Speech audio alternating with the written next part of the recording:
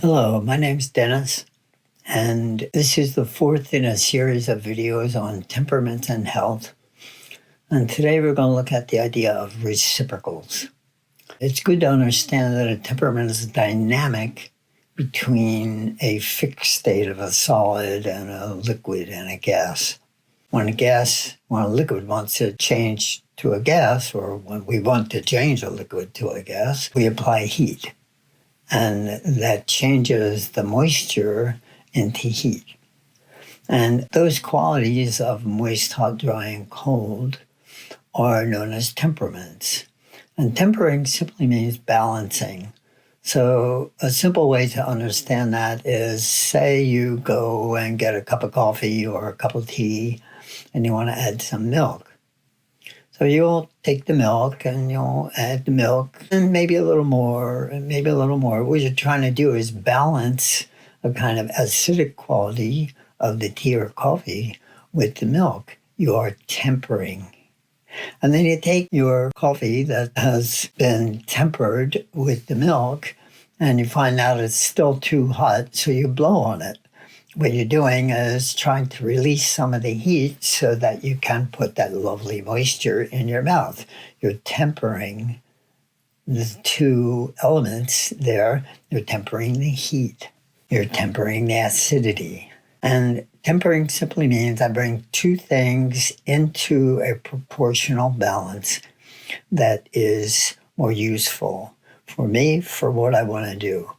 And in the ancient world, they often use temperaments and the idea of balancing as a way of understanding how to maintain health. So let's take a closer look at that. Suppose, for instance, we want to see how cold and moist temper into each other. So I'll draw a little arrow here between cold and moist to show that cold is trying to approach moist. And when that happens, the cold and moist come together and they create a condition where something else needs to be added. So if I increase cold and moist, I begin to attract heat.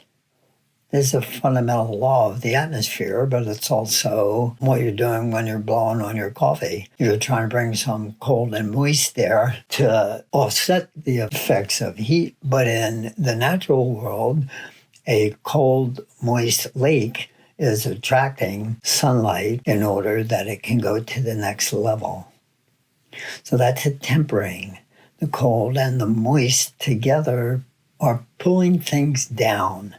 And in order to keep that part of the dynamic of nature, heat comes into play. So now I have attracted heat into the moisture. So increased moisture and heat automatically begins to move to dryness. So if you just keep warming your coffee and you see the mist rising, the hot mist rising, eventually you're just going to have some dregs in the bottom that are very dry because you've upset the balance between moist and hot. You've increased moist and hot, and that calls into play the quality of dryness. So let's look at dryness now. Bring this one in.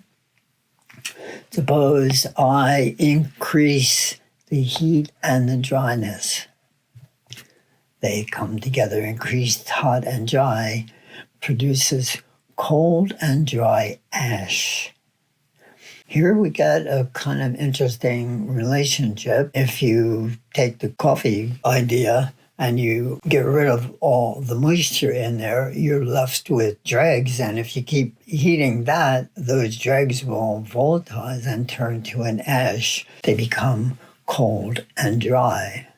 So hot and dry produces cold and dry ash. And once I get ashes that are dry and cold, I have increased that quality of the temperaments, and I need to bring something into them in order to temper or balance them. So increased cold and dry then attracts moist. So we've made a circle. Increased cold and moist attracts hot. Increased moist and hot moves to dryness. Increased hot and dry produces cold, dry ash. The ash falls down. Increased cold, dry ash attracts moisture. This is balancing or tempering with reciprocals. Now, suppose I took the heat away and said there is no heat in this process.